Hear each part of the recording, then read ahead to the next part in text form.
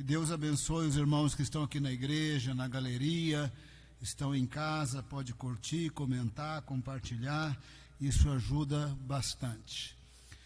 Nós precisamos aprender a discernir os espíritos por trás de certas visões, revelações, milagres e ensinos. A palavra do Senhor nos dá essa dica e nós precisamos nos dar essas dicas e nós precisamos aprender a discernir os espíritos por trás de certos milagres, visões, revelações e ensinos. A razão disso é porque há muitos falsos profetas. A palavra do Senhor, ela é verdadeira mesmo quando nós não gostamos que ela seja verdadeira. Mateus 24:11, estou lendo na Nova Almeida atualizada, vai ser projetado ali, se você conseguir ler, nem precisa abrir a Bíblia. Nova Almeida atualizada. Jesus disse: muitos falsos profetas se levantarão e enganarão a muitos. Quem disse foi o Senhor Jesus. Se ele disse que haveria muitos falsos profetas se levantando, enganando a muitos, vai ter, porque a palavra do Senhor é verdadeira. A palavra de Deus nos ensina que da primeira vinda de Jesus até a segunda vinda de Jesus, ou mais especificamente do derramar do Espírito Santo, Atos 2, 50 dias depois que Jesus havia sido crucificado, do derramar do Espírito Santo, Atos 2, até a segunda vinda de Jesus, nós estamos, biblicamente falando, nos últimos tempos. Ah, pastor, passou 20 séculos, mas e quantos outros séculos passaram antes disso? E a eternidade à frente de nós, quantos outros séculos terá? Então faz 20 séculos que nós estamos nos últimos tempos. Agora, é uma convicção geral dos evangélicos que nós estamos no fim dos últimos tempos. Os sinais da volta de Jesus estão muito intensificados, o conhecimento humano chega a ser quase impossível de entender, tamanho avanço em tantas áreas. Eu tenho até ilustrado com esse telescópio James Webb, a 1,5 milhão de quilômetros da Terra, tirando fotos aí do universo.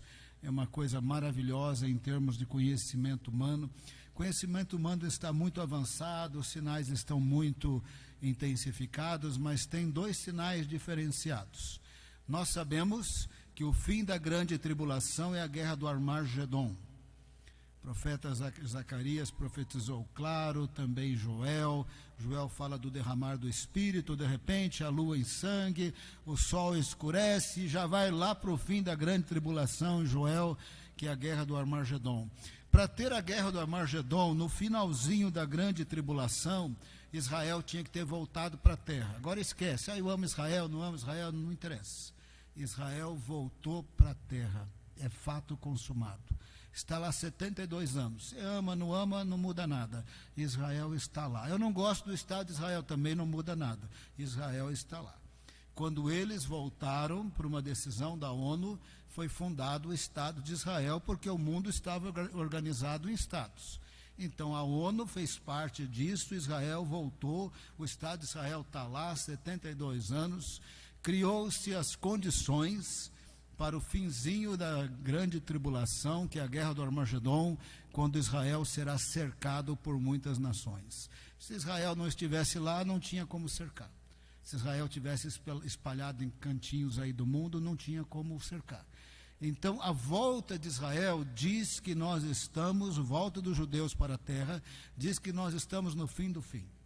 Mateus 20, que demore mais 100 anos, eu não estou marcando a data. Que demore mais 200 anos, mas no calendário de Deus, nós estamos no fim do fim, porque Israel voltou, independente de qualquer coisa. Eu amo Israel, não amo Israel, eu gosto do Estado de Israel, não muda nada. Israel voltou, criou-se as condições para a guerra do Armagedon. Nós devemos saber que isso é um sinal forte de que nós estamos no fim do fim. O outro sinal que nós estamos no fim do fim, este evangelho do reino será pregado em todo o mundo como testemunha às nações, em português, no grego, as etnias, povos com culturas distintas, línguas distintas, então virá o fim. os missiólogos das grandes organizações de missões do mundo. Você sabe, lá nos Estados Unidos tem muito dinheiro, tem muito crente, tem muitas organizações. Algumas dessas organizações têm milhões de dólares de orçamento. Eles têm condições de fazer certas pesquisas e eles dizem que está chegando em todas as línguas nos nossos dias. Isso é sinal de que nós estamos no fim do fim. Nós estamos nos últimos tempos de Atos 2 até a volta de Jesus, e tem sinais dizendo que nós estamos próximo do fim do fim. Eu costumo dizer, não é hora de desviar. Vai ter falsos profetas de Atos 2 até a volta de Jesus, mas especialmente agora no fim do fim, vai ter mais falsos profetas e falsos mestres, falsos cristos.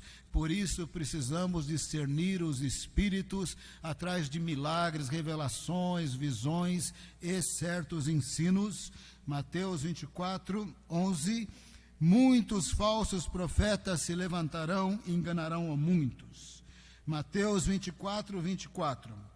Mateus 24, 24. Porque surgirão falsos cristos e falsos profetas, operando grandes sinais e prodígios para enganar, se possível, os próprios escolhidos.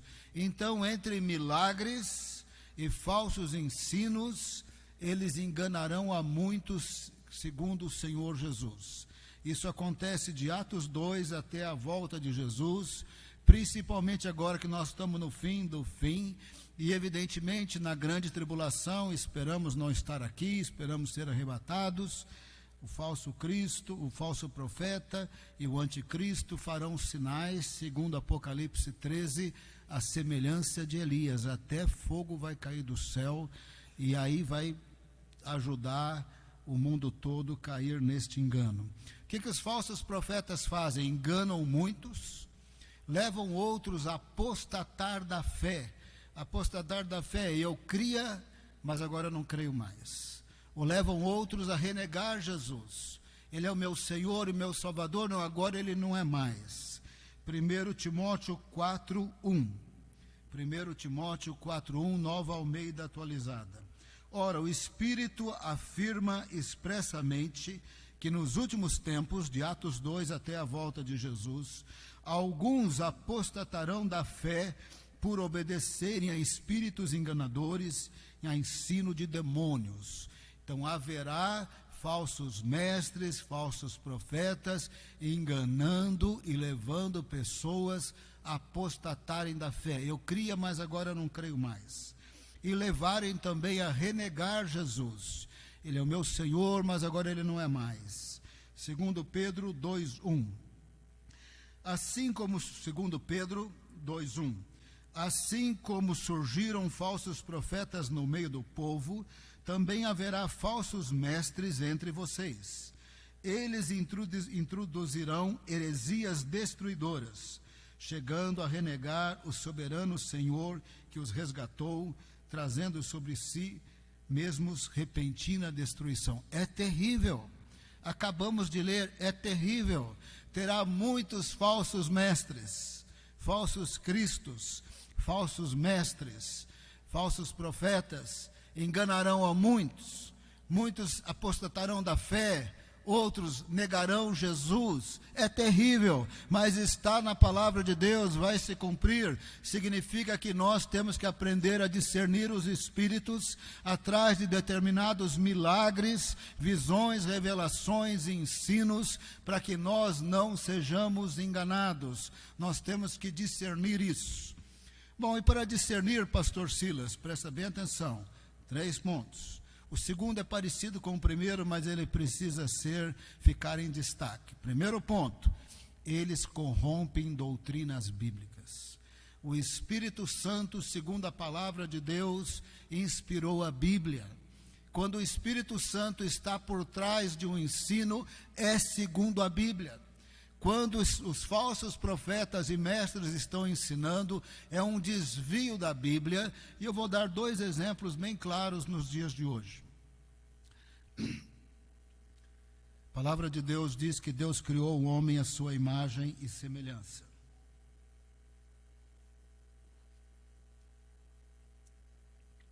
A palavra de Deus diz que Deus criou o homem à sua imagem e semelhança. Macho e fêmea os criou. Disse que era para o homem unir-se à sua esposa, deixar pai e mãe, crescer e multiplicar. Sem macho e sem fêmea não tem multiplicação. Sem macho e sem fêmea não tem reprodução biológica. Deus criou macho e fêmea. Deus criou homem, Deus criou mulher. E a gente sabe a diferença, né? Biologicamente falando. São biologicamente diferentes para que haja reprodução. De tal maneira que é bem claro que Deus criou homem, Deus criou mulher, de tal maneira que era para se formar uma família, um marido, uma esposa, não é 2 Adão e uma Eva, não é 2 Evas e um Adão, era um homem e uma mulher, crescei-vos e multiplicai-vos. De repente, até no meio evangélico, acompanhando esses pregadores mediáticos de grande multidão, de grande envergadura, tem uma pessoa lá no louvor, de repente fala assim: olha, eu estava cantando música evangélica, agora eu não vou cantar mais. Aliás, eu sou João, mas agora vou ser Maria. Mas não depende de você decidir. Depende de como você nasceu biologicamente. Deus criou todas as coisas e Deus criou a raça humana à sua imagem e semelhança. Macho e fêmea os criou. Deus é uma unidade plural, Pai, Filho e Espírito Santo. Quando Ele criou algo que seria a sua imagem e semelhança, Ele criou uma unidade plural, macho e fêmea. Não é exatamente igual ao Criador, porque ninguém é exatamente igual ao Criador, mas Ele criou uma unidade plural, diz que era para se tornar uma carne só, crescer e multiplicar. De repente as pessoas nascem macho, nascem fêmea, resolve dizer que eu não sou, eu não vou ser, agora eu resolvi, mudei, vou mudar. Que o mundo pense assim, tudo bem, mas de repente sai do meio evangélico. Ah, eu cantava música evangélica, não vou cantar mais. Aí eu era Maria, agora eu sou João. Isso por todo lado, por toda parte está acontecendo isso. Os falsos mestres, e os falsos cristos, e os falsos profetas, infelizmente, enganarão a muitos. Qual o primeiro ponto do critério para discernir? Esse ensino está segundo a Bíblia ou não? Está claramente corrompendo a Bíblia ou não? Porque se estiver corrompendo a Bíblia, o Espírito Santo não está nisso. Outra tragédia dos nossos dias: a pessoa sente que ele pode ser crente sem nenhuma igreja. Eu estou falando agora do meio evangélico, eu estou falando de estatísticas, eu não estou falando da nossa igreja local, eu estou falando do Brasil inteiro. De repente a pessoa fala: eu posso ser crente, eu posso ser desigrejado. Está sendo enganado. Esse é o primeiro passo para começar a apostatar da fé. Longe de uma igreja local, ele vai esfriando. Não, eu sou crente, mas eu não vou a igreja nenhuma. Nós precisamos dizer que se você é crente e não vai a igreja nenhuma, você não é mais crente. Acorda, você não é mais crente. Porque nós não sabemos mais do que os apóstolos de Cristo, que foram treinados pelo Senhor Jesus, e a palavra de Deus deixa bem claro que o alicerce da igreja, o fundamento é Jesus. Sem Jesus não tem igreja. Sem Jesus não tem salvação, não tem perdão, não tem vida eterna. Mas faz parte do alicerce da igreja o ensino dos apóstolos treinado por Jesus. Ser crente em Atos 2:42 é perseverar no ensino dos apóstolos, na comunhão, na oração e no partir do pão. Não tem como dizer: eu sou crente desigrejado, eu não vou a igreja nenhuma, porque não está perseverando no ensino dos apóstolos, na comunhão, na oração e no partir do pão. Quando os apóstolos fundaram igrejas, eles fundaram igrejas locais, muita atenção agora, não era aquela bagunça não. Eles elegiam presbíteros, é uma palavra grega, significa anciãos. Tinha critério para eleger anciãos. Era um grupo de líderes, não é aquela bagunça não. Eles fundaram igrejas e tinha presbíteros, com critério bem claro de quem vai ser presbítero. critério bem claro de quem vai ser diácono. E esses líderes eram chamados para pastorear o rebanho. Tinha dia de reunião. 1 Coríntios 16 e segundo documento de Justino Mártir, no segundo século, eles se reuniam no domingo. E segundo 1 Coríntios 16, levantava oferta. E segundo Atos 6, levantava ofertas. E eles eram judeus. De tal maneira que não tinha INSS, salário-desemprego, fundo de garantia, mas das ofertas levantadas, eles socorriam viúvas e órfãos.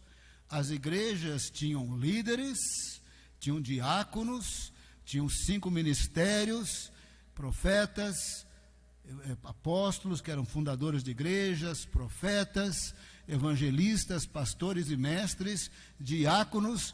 Dia de reunião, os 5 ministérios entravam em ação, quem era mais mestre, quem era mais pastor, tinha dia de reunião, tinha oferta e tinha socorro aos necessitados. Nada disso acontecia sem administração, sem logística, sem transparência, sem critérios claros. Perguntar para os apóstolos de Cristo, aquele ali é crente, mas ele é desigrejado. Ele não vai à igreja nenhuma. Ele não dizima, ele não dá oferta, ele não colabora com a assistência social, ele não ajuda, ele não se submete a ninguém, que o cabeça dele é o Cristo, o resto que se dane. Mas ser desigrejado à luz do ensino dos apóstolos, e o que os apóstolos fizeram ao fundar igrejas locais tão bem organizadas, tão bem administradas e tão bem acompanhadas, é um absurdo. E de repente as estatísticas dizem, olha, o número dos desigrejados está crescendo. É a mesma coisa que dizer, o número dos desviados está crescendo. Porque longe de uma igreja local e da comunhão e da oração, do partir do pão, da comunhão e do ensino dos apóstolos, vai esfriando, vai esfriando, vai esfriando. Nesta noite nós estamos compartilhando a palavra de Deus. Nós estamos falando do ensino dos apóstolos. Isso aqui nos põe firmes. Mas se eu fosse um desigrejado, hoje eu não vou, amanhã não vou, também não vou, também não vou nessa, não vou naquela, nem na outra.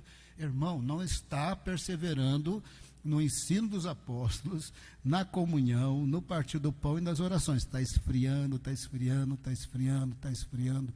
À luz das Escrituras, ser desigrejado já está num pé de ser enganado. Está no pé de apostatar da fé. Está logo próximo a renegar Jesus, porque não tem como ser crente se você não estiver conectado com o Senhor e com uma igreja local, perseverando no ensino dos apóstolos, na comunhão, na oração e no partir do pão. Atos 2:42. É um absurdo.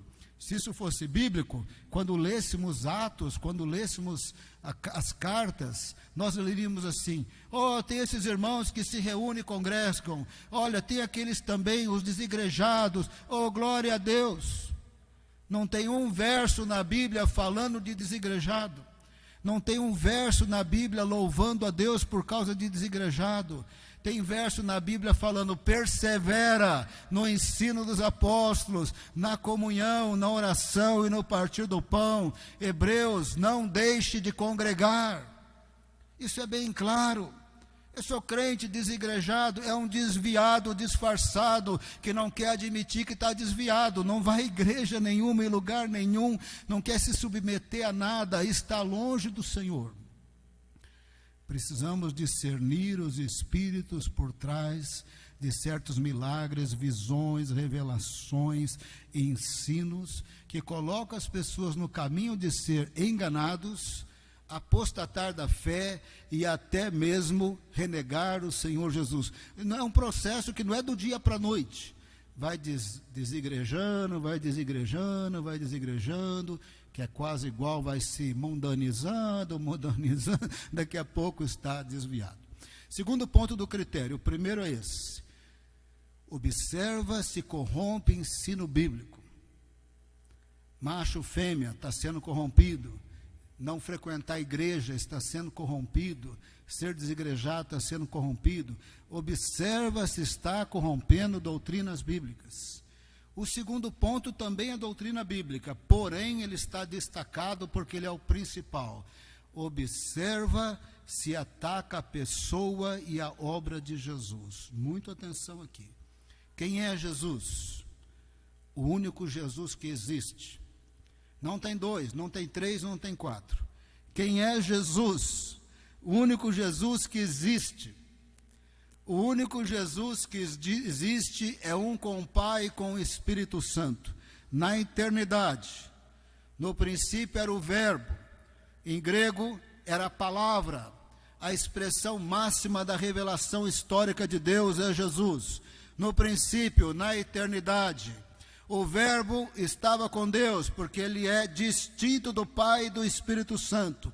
E o Verbo era Deus, porque ele é Deus. Ele criou todas as coisas e sem ele nada se fez. Ele criou o mundo e o mundo não o conheceu. Ele veio para os seus e os seus não receberam. Quem é Jesus? O único Jesus que existe é verdadeiramente Deus, eterno, poderoso, na Trindade, Criador dos céus e da terra. E o que a palavra de Deus nos ensina? Que esta pessoa da Trindade se tornaria homem da tribo de Judá, da família de Davi, para ser herdeiro do trono de Davi. Ele se tornaria homem por um milagre, numa concepção de uma virgem. E o milagre não é só que não tinha o sêmen de José. O milagre é que ele foi formado em Maria sem pecado. Só tem duas pessoas na história da humanidade sem pecado. Dois homens falando, deixando Eva de lado. Dois homens falando. Adão sem pecado até pecar. E Jesus sem pecado. Todo o resto é pecador. Tornou-se homem sem pecado. O verdadeiramente Deus se tornou verdadeiramente homem. É o Cordeiro de Deus imaculado que tira o pecado do mundo. Quando nós o recebemos, temos perdão de pecados e vida eterna. Quando nós o recebemos, aí inverte. Em vez das trevas terem poder sobre nós, é em Cristo Jesus, porque estamos em Jesus, nós que temos autoridade sobre as trevas. Em meu nome expelirão demônios. Estamos assentados com Cristo nas regiões celestiais. Então, por trás do falso profeta, do falso mestre, do falso Cristo, normalmente atacarão a pessoa e a obra de Jesus. Tem mais de 1 bilhão de pessoas no mundo que dizem ele é só um profeta de Deus, um mero homem. Se ele fosse um mero homem, não podia ser o salvador do mundo, porque um mero homem é pecador, não pode salvar ninguém, ele precisa de salvação. Ele era um homem sem pecado. A encarnação eterna da encarnação do eterno Filho de Deus. Por isso ele podia tomar o nosso lugar na cruz e ser o nosso Salvador. Ele é bendito, sempre bendito. Segundo Paulo, em Gálatas 3, se fez maldito em nosso lugar. Morreu a morte do maldito pendurado no madeiro, para que a bênção de Abraão chegasse até nós e a promessa do Espírito. E a bênção de Abraão foi ser justificado pela fé. Ele creu e Deus o declarou justo. Então nós somos salvos em Jesus, através do único Jesus que existe. Mas tem mais de 1 bilhão de pessoas no mundo que dizem ele é só um homem, só um profeta, não morreu na cruz, um profeta de Alá, é só isso. Atacou a pessoa e obra de Jesus, desconfia do que tem por trás. Geralmente eles atacarão a divindade de Jesus, ou admitirão a humanidade de Jesus, mas não imaculado a encarnação do Filho de Deus, o pão vivo que desceu do céu, um mero homem de Nazaré. Atacou a pessoa e obra de Jesus, está definindo um Jesus que não existe. O Espírito de luz, ele não existe. O Jesus dos esotéricos, ele não existe. O Jesus que é só um profeta de Deus, ele não existe, ele também era profeta, ele profetizou várias vezes. Aqui nós acabamos de ler 2 versos proféticos. Surgirão falsos profetas, é profecia. Mateus 24 é profecia de Jesus. Quando ele também disse, muitos virão do Oriente e do Ocidente, sentarão à mesa com Abraão, Isaque e Jacó, no reino de Deus, é profecia. Jesus profetizou várias vezes, ele era profeta, mas ele não é um mero profeta, ele não é um Elias, ele não é um Moisés, ele é muito mais do que isso, ele é o pão vivo que desceu do céu. Tornou-se homem imaculado e morreu pelos nossos pecados. Moisés não podia dizer as coisas que Jesus disse, nem Elias. Jesus podia dizer, ninguém tira a minha vida, eu a dou e eu a tomo de volta. Ninguém mais pode dizer isso. Falar, ninguém tira a minha vida, basta bater assim forte na minha cabeça, já tirou a minha vida. Ele podia dizer, ninguém tira a minha vida, eu a dou, eu a tomo de volta. Ele disse no 3º dia, porque ele quis. Porque se ele falasse o 2º estava bom, se ele falasse o 4º estava bom, o dia que ele dissesse. Mas Deus disse que ia ser no 3º dia a ressurreição, no 3º dia ele ressurgiu.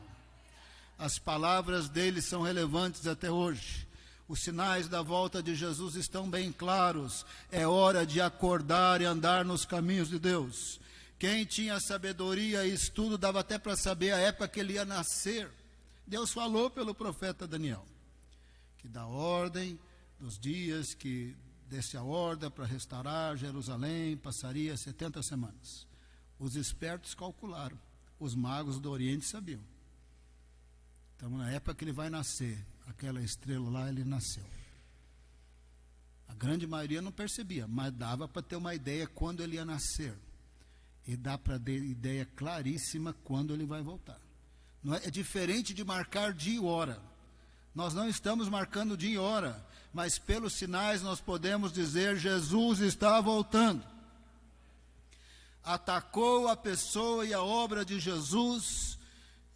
Está por trás disso não o Espírito Santo, está por trás demônios. Eles iludem também porque tem milagres, tem revelação, profetizou certinho sobre a minha vida, mas está atacando a pessoa e obra de Jesus, não é do Espírito Santo, é obra do mal, é obra das trevas. Quem está em Cristo tem poder e autoridade para mandar embora. Quem apostatar da fé, renegar Jesus e for enganado, perde a autoridade espiritual. Você verá um monte de desviado aí ficando endemoniado. Eles tinham autoridade em Cristo Jesus para expulsar demônio. Botaram o pezinho aqui, botaram o pezinho ali. Não gosto de falar, mas vou falar. Vai assistir filme de terror? Os roteiristas que não têm noção da Bíblia e das coisas da Bíblia, sabe, para você ser roteirista, se você tivesse estudado para isso, lá em Hollywood, lá na Califórnia tem muitos roteiristas, é uma profissão. É o jornalismo que se especializa nisso.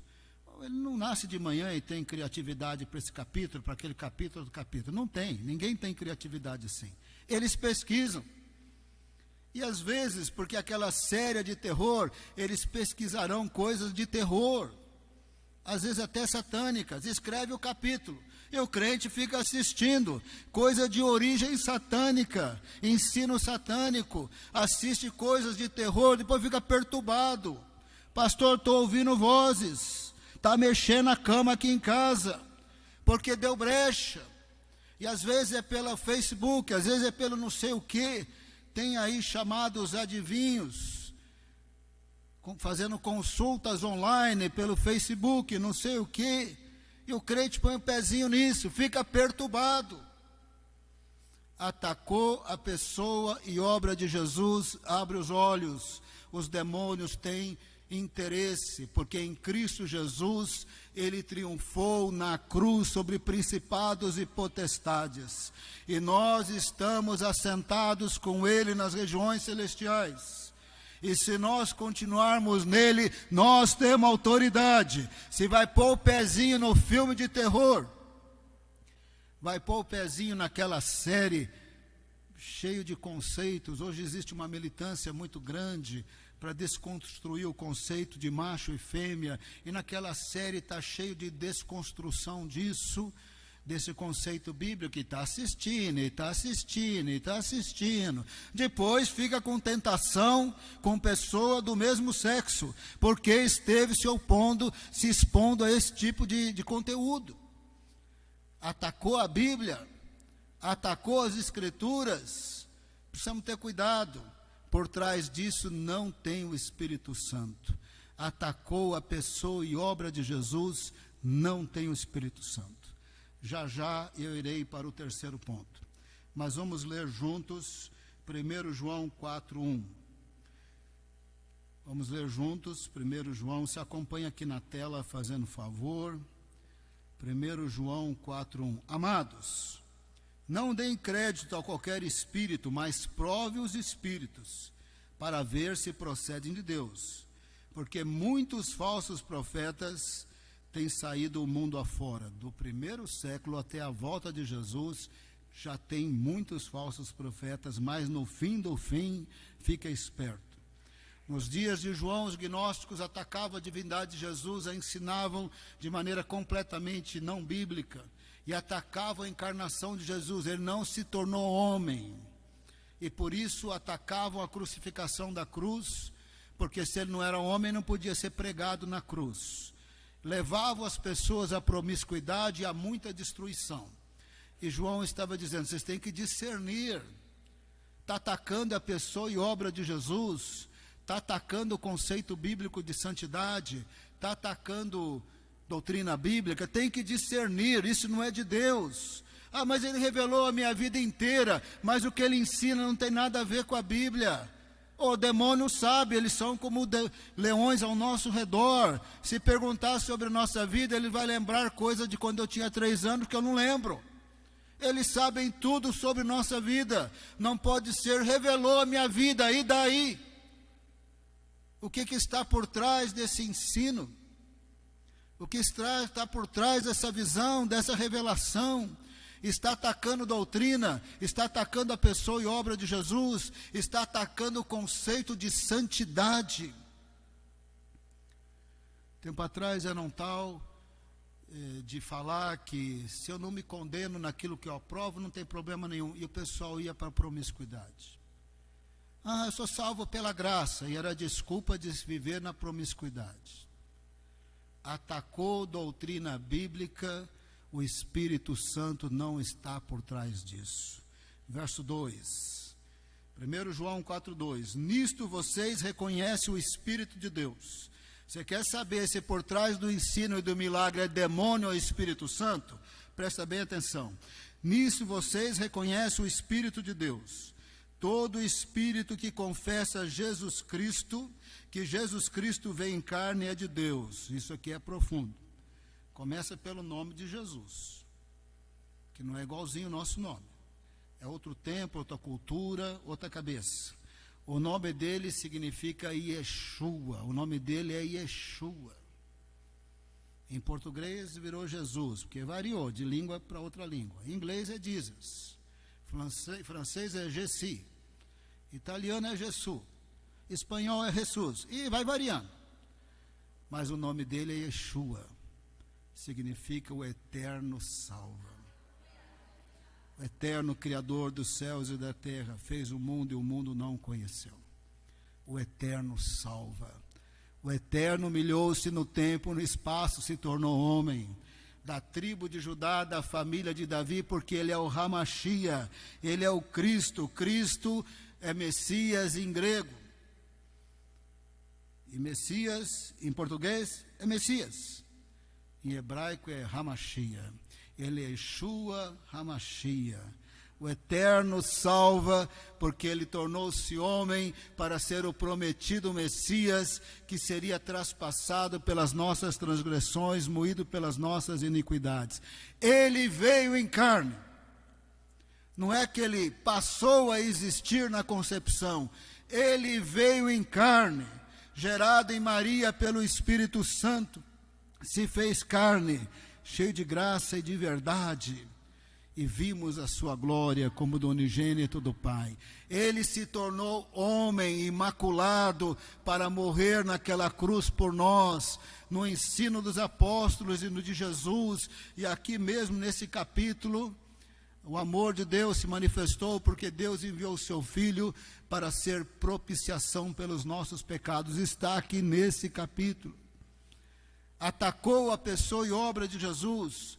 Não crê na sua divindade, não crê na sua humanidade, não crê que ele morreu na cruz, não crê que ele é imaculado, tem milagres, tem visão, falou a minha vida inteira. Quem está por trás disso aí é demônio, não é o Espírito Santo. Para discernir espíritos, precisamos observar: está atacando doutrina bíblica, está atacando a pessoa e obra de Jesus. O Espírito Santo não está por trás disso. 1 João 4,3. Todo espírito que não confessa isso, que não confessa que Jesus é verdadeiramente Deus, que se tornou verdadeiramente homem, imaculado, para morrer pelos nossos pecados, e todo espírito que não confessa isso a respeito de Jesus, não procede de Deus. Pelo contrário, este é o espírito do anticristo, a respeito do qual vocês ouviram dizer que viria e agora já está no mundo. Antes de eu continuar, porque se você estiver prestando atenção, está faltando o terceiro ponto, eu não falei ainda. Antes de eu continuar, eu preciso dizer para você: apesar que Jesus falou, enganarão a muitos, infelizmente vai se cumprir. Apesar que o apóstolo Paulo diz que muitos apostatarão, e infelizmente vai se cumprir. Apesar que Pedro disse que muitos renegarão a Jesus, ou negarão Jesus, infelizmente vai se cumprir, não precisa se cumprir. Não é obrigatório se cumprir. Sabe por quê? Sabe onde está o verdadeiro Jesus, o único que existe? Onde ele está? Onde está o verdadeiro Jesus? Podemos dizer que ele está aqui, ó. Podemos dizer. Mas, pastor, podemos dizer que ele está à direita de Deus Pai em grande poder e glória? Também podemos dizer. Mas também podemos dizer que ele não está mais limitado no tempo e no espaço. O que ele tinha que se humilhar, se tornando homem, ele se humilhou. O que ele tinha que padecer na cruz, ele padeceu. Ele não está limitado no tempo e no espaço. Estarei sempre convosco através do Espírito Santo. Onde estiver 2 ou 3 em meu nome, estarei ali com vocês. Apocalipse, ali no começo, ele está passando no meio do castiçal, no meio das 7 igrejas. Ele sabe tudo. Ele é um com o Pai e com o Espírito Santo. Ele disse que moraria em nós. Olha que ele mora em nós mesmo, irmão, presta bem atenção. Se alguém me ama, guardará a minha palavra. E meu Pai o amará, viremos para ele e faremos o Pai e o Filho, e faremos nele morada. Aonde o Pai mora? Aqui. Onde Jesus mora? Aqui. Aonde o Espírito Santo mora? Aqui. De maneira muito branda. Porque se Deus manifesta mesmo o seu poder e glória, a gente cai morto. Nós só vamos contemplar Deus no esplendor da sua glória depois da ressurreição. Judas deixou isso muito claro, que nós ainda, sabe aquele livro que só tem uma página, um capítulo só, poucos versos? Um daqueles versos diz assim, que nós seremos apresentados diante do Senhor, da glória do Senhor, com muita alegria. Nós agora temos o Senhor de maneira branda, mas Ele está aqui. Muita atenção. Os falsos profetas vão enganar muitos apostatarão, renegarão, mas não é obrigatório, porque o verdadeiro está aqui. Maior é aquele que está em nós do que aquele que está no mundo. No ensino de Jesus, no cenáculo, quando ele instituiu a ceia, não vou ler por causa do tempo, 3 vezes ele chamou o diabo príncipe desse mundo. Nesse mundo caído está à mercê de Satanás. Mas quem crê em Jesus está no reino de Deus e não à mercê de Satanás. E a palavra do Senhor diz: maior aquele que está em nós do que aquele que está no mundo.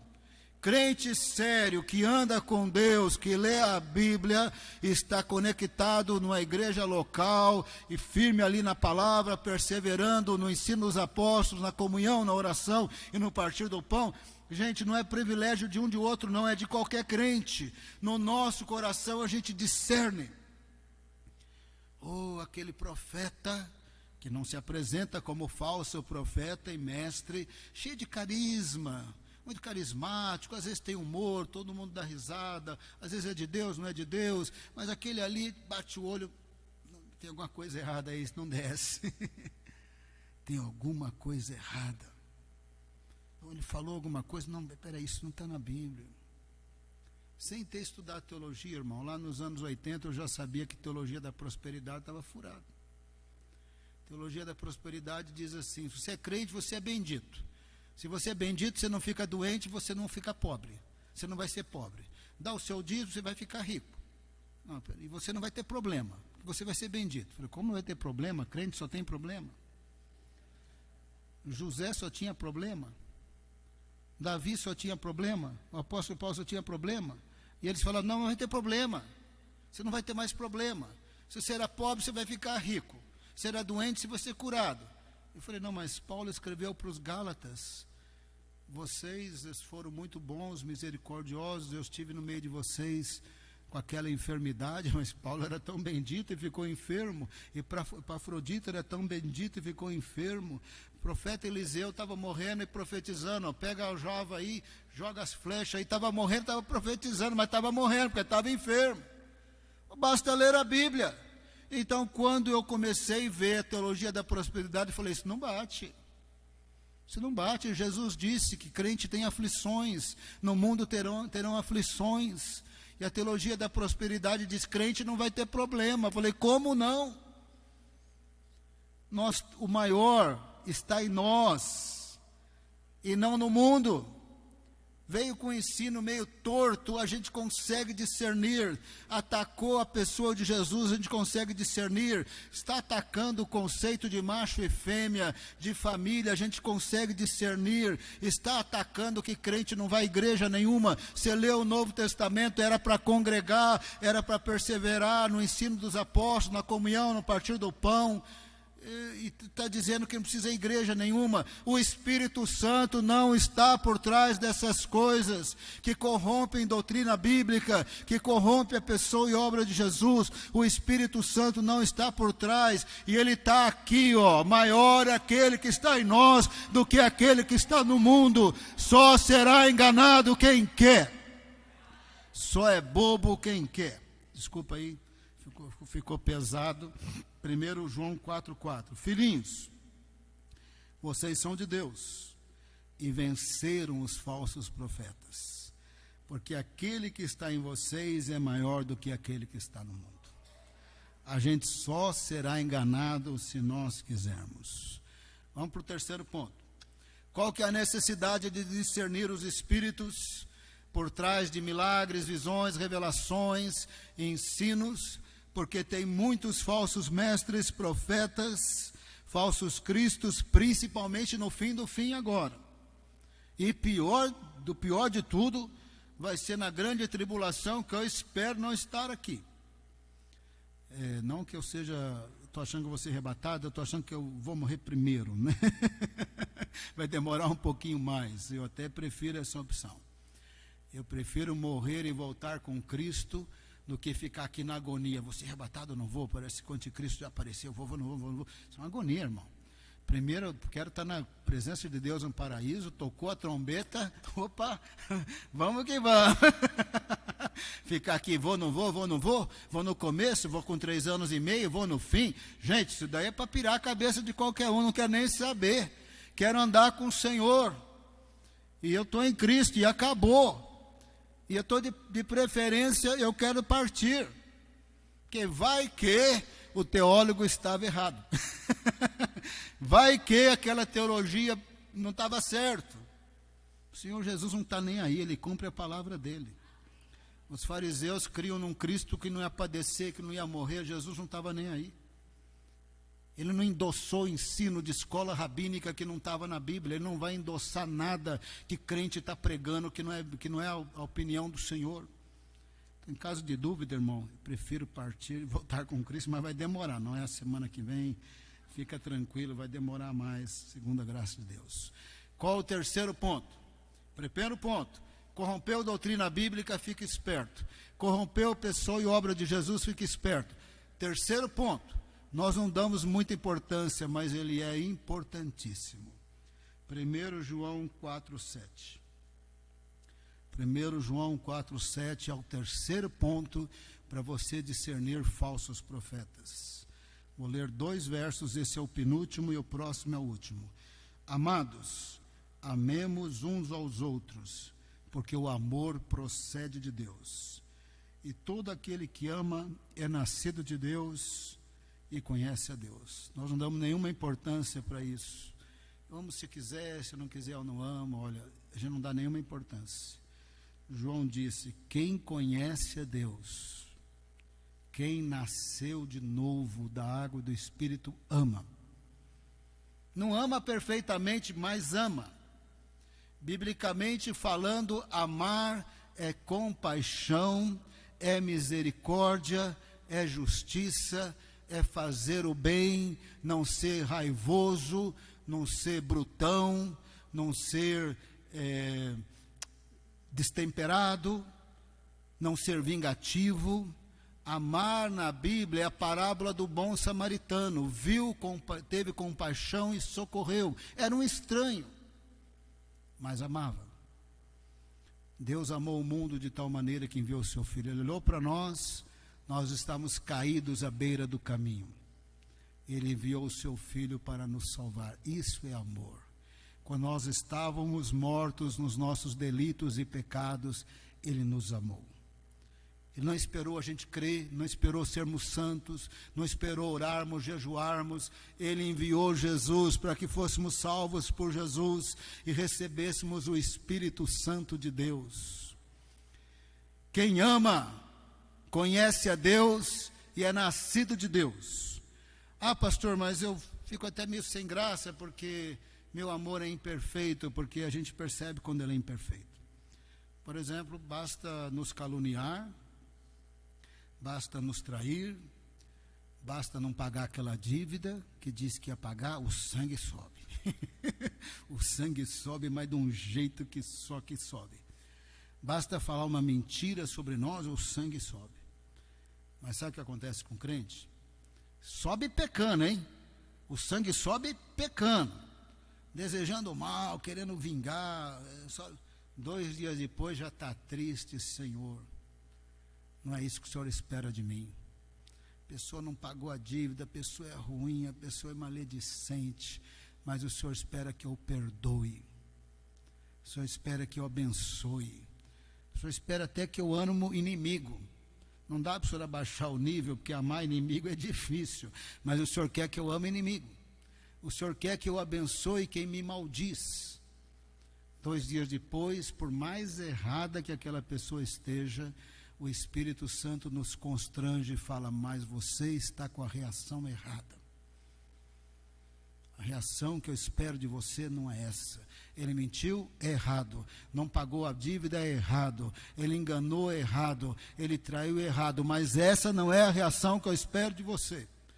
Perdoado, lavado no sangue de Cristo, eu espero que você seja como eu, disposto a perdoar. Então, nosso amor é imperfeito. E a gente percebe quando está bem imperfeito. Mas em condições normais, o nascido de Deus, o que conhece a Deus, ama. Próximo verso. Quem não ama, não conhece a Deus, pois Deus é amor. Olha para o falso profeta, vê se ele ama. Olha para o falso mestre, vê se ele ama. As pessoas são números. As pessoas são metas. Eu bati a meta, eu bati a meta. Eu bati a meta, agora mais pessoas, mais dízimo, os dízimos estão crescendo, a membresia está crescendo. As pessoas são números. E gosta de manipular. E gosta de ameaçar. Se ele for perder aquela ovelha, por qualquer motivo, já começa um caminhão de maldição em cima, vai sair sem a bênção, não sei o que, não sei o que lá, não sei o que. As pessoas são números, bati a meta, não posso perder a ovelha. Se perder a ovelha, passo a brigar com a ovelha. Faça amaldiçoar a ovelha. Vê se a pessoa só ama quem tem dinheiro. Vê se ele anda com pobre, vai ajudar os pobres da igreja, ou só gruda em quem tem dinheiro. Se grudou só quem tem dinheiro, a gente tem que começar a perguntar: será que eu nasci de novo? Será que eu conheço a Deus? Porque quem ama, quem conhece a Deus, ama. E falso mestre e falso profeta são manipuladores, amaldiçoadores, ameaçadores. E as pessoas são números. As pessoas não têm importância nenhuma. Jesus disse: se você me ama, pastoreia minhas ovelhas. Agora, o que crente não é e pastor não é, nós não somos adivinhos. Às vezes a pessoa fala: a pessoa está passando uma luta, ninguém foi visitar, mas também ninguém falou. O livro de Apocalipse diz assim, que os adivinhos não entrarão no reino dos céus. Eu vou entrar, porque eu não sou adivinho. Então, se a pessoa precisar de visita, de um apoio, tem que falar também. Porque a hora que eu começar a adivinhar, irmão, eu não vou entrar no céu, e eu vou entrar no céu. Os adivinhos não entrarão no reino dos céus, mas eu vou entrar, porque eu não sou adivinho. Então, quando a pessoa precisa de ajuda, precisa ter humildade também de pedir. Pastor ora, pastor vem, pastor pode. Tem uma equipe toda para atender, e atende. Mas a gente não vai adivinhar. Tem hora que as pessoas falam: mas eu saio da igreja porque não sei o quê, não sei o quê. Mas a pessoa não falou nada para ninguém, a gente tinha que adivinhar. E nós não somos adivinhos. E todo mundo tem meu WhatsApp, né? Todo mundo recebe minhas mensagens, todo mundo pode escrever, todo mundo pode chegar até a mim, facinho. É só mandar uma mensagem, a gente começa a orar e nos organizamos. Isso não tem nada de dificuldade, nós não somos inacessíveis numa sala que tem 8 secretárias até chegar o pastor. É só escrever no WhatsApp, chegou sem secretária nenhuma. Então, de tal maneira que todo mundo tem acesso aos pastores da igreja, e nós estamos dispostos a orar, visitar e ajudar. Seja lá quem for, nós estamos dispostos, mas nós não somos adivinhos. Se você olhar para falso profeta, as pessoas não significam nada, principalmente os pobres. Só se relaciona com gente que tem dinheiro, e gente que tem dinheiro são bajuladores. Pessoa que não tem dinheiro não está nem aí. E se for perder alguém, nossa, começa a amaldiçoar até não sei o quê. Vai sair da igreja, mas vai sair sem a bênção, que não sei o quê, que não sei o que lá. Desconfia, irmão. Jesus disse: você me ama, pastoreia minhas ovelhas. Ele não disse: amaldiçoa minhas ovelhas, persegue as minhas ovelhas, destrói as minhas ovelhas, aterroriza as minhas ovelhas. Ele não falou nada disso. Você me ama, apacenta as minhas ovelhas. O apóstolo João cresceu. Eu queria ter conhecido ele. Filhinhos, assim ele se referia aos crentes, conhecido como apóstolo do amor. Qual o critério, então, para discernir espíritos por trás dos falsos profetas? Atacou a doutrina bíblica, atacou a pessoa e obra de Jesus, e é líder que não ama. As pessoas são objetos, são metas, são números, são descartáveis. Ou então só bajula quem tem dinheiro, só se aproxima de quem tem dinheiro. Não pode ir na casa de pessoas mais pobres. Não pode fazer nada, desconfia. Vamos orar? Só será enganado quem quiser, viu? Porque o maior é aquele que está em nós do que aquele que está no mundo. Vamos orar, aleluia, glória a Deus, aleluia. Vamos orar todo mundo junto, fazer aquele barulho pentecostal, mas como eu gosto, mas como a gente não é assembleiano, né? A gente fala: vai orar, o assembleiano começa aquela gritaria. Vai orar que os crentes, irmão, vamos fingir que somos assembleiano? 1, 2, 3, quando eu falar 3, você começa a orar alto. 1, 2, 3, começa a orar. Aleluia, Pai amado, aleluia. Obrigado pela tua palavra, obrigado pelo sangue de Cristo, obrigado pelo Espírito Santo, obrigado pela tua presença, obrigado pelo teu amor, obrigado porque é maior aquele que está em nós do que aquele que está no mundo, aleluia! Nós não precisamos ser enganados, nós não precisamos apostatar da fé, nós não precisamos negar Jesus. Maior é aquele que está em nós do que aquele que está no mundo. Obrigado pelo discernimento, obrigado pelo Espírito Santo, obrigado pela tua presença, obrigado pelo teu poder. Nós repreendemos no poder e na autoridade do nome de Jesus obra de Satanás, querendo atacar o teu povo, confundir o teu povo. Nós mandamos embora em nome de Jesus. Nessa noite nós também confessamos, se tiver alguém aqui assistindo filme de terror, assistindo série militante que coloca em xeque identidade sexual, nós confessamos, pedimos perdão do lixo que estamos vendo no computador, do lixo que estamos vendo na televisão, pedimos perdão. Senhor amado, nós consagramos a nossa vida ao Senhor, nós queremos a tua presença, nós queremos o teu amor. O Senhor disse: me ama, pastoreia minhas ovelhas. Nós queremos pastorear as tuas ovelhas. Não importa se tem dinheiro, não importa que é pobre, não importa, é ovelha de Jesus. Derrama do teu amor na nossa vida, no nosso coração. Oh, dá-nos alegria, alegria do Senhor, alegria do Espírito Santo. Renova a nossa vida, dá uma semana muito abençoada, cheia do Espírito Santo, cheia da tua presença, cheia da tua graça, cheia do teu poder. Nós oramos no poderoso nome de Jesus. Amém.